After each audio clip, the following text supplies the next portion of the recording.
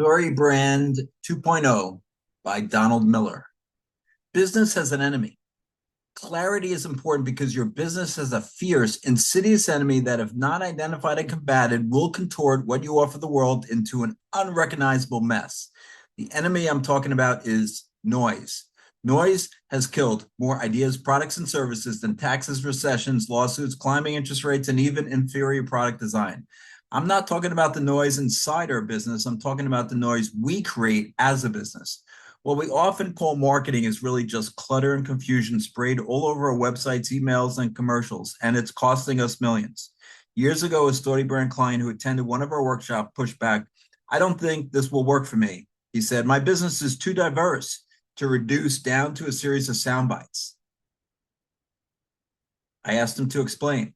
He said, "I have an industrial painting company with 3 different revenue streams."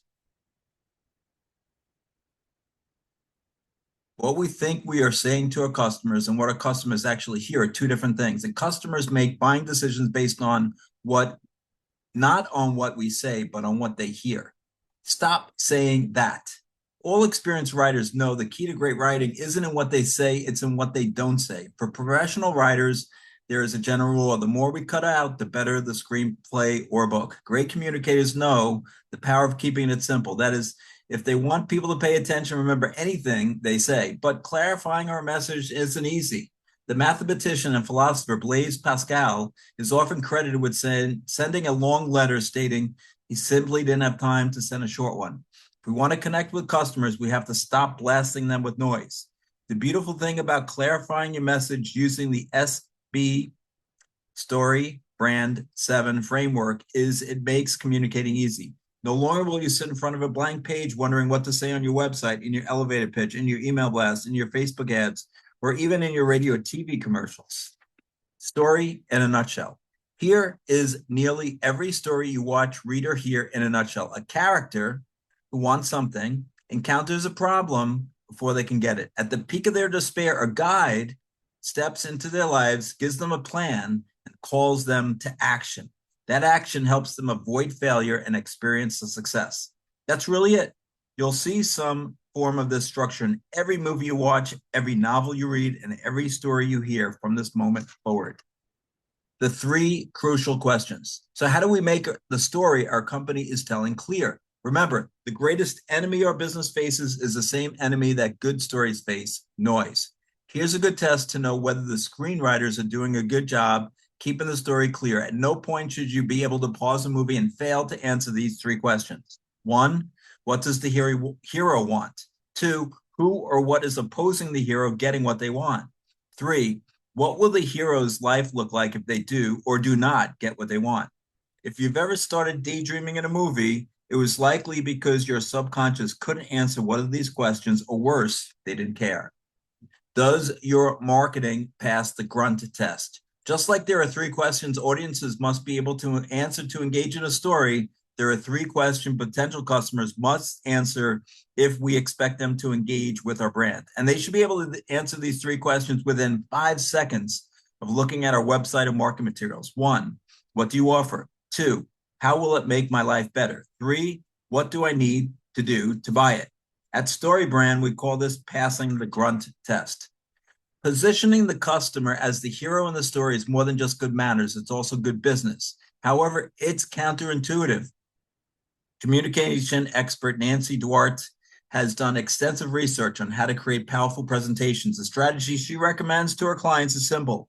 When giving a speech, position yourself as Yoda and your audience as Luke Skywalker. This small but powerful shift honors the journey of the audience and positions us as a leader providing wisdom, products, and services they need in order to thrive. 2, has a problem. Story Brand Principle 2, the only things people buy are solutions to problems.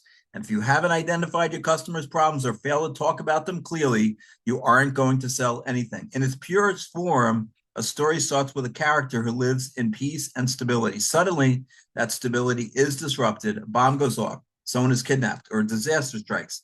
This sets up the start of the story, a predicament I call the hero in a hole. Once your hero is in a hole, the story begins, which of course is all about getting the hero out of the hole. The hero then sets out on a journey to return to the peaceful life they once enjoyed.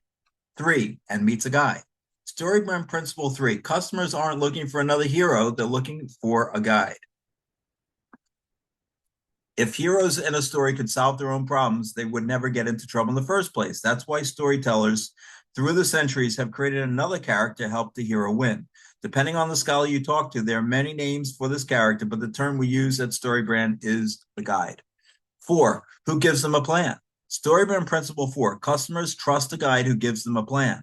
At this point in our customer story, we've identified what they want, defined 3 levels of problems they're encountering, and positioned themselves as the guide.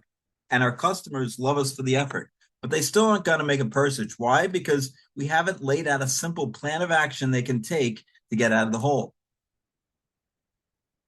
In the 4th element of the StoryBrand framework, we'll look at 2 kinds of plans, the agreement plan and the process plan. Each of these plans will earn trust and offer our customers a clear path to stability, effectively creating a ladder they can use to get out of the hole, greatly increasing the chance they will make a purchase. 5, and calls them to action. StoryBrand principle 5, customers do not take action unless they are challenged to take action. In stories, characters don't take action on their own. They must be challenged. If we're telling a story about a man who needs to lose 30 pounds and suddenly decides to do it, can he get help? Does he have a plan? 6, that helps them avoid failure. StoryBrand principle 6, every human being is trying to avoid a tragic ending to their story. Stories sizzle or fizzle based on a single question. What's at stake?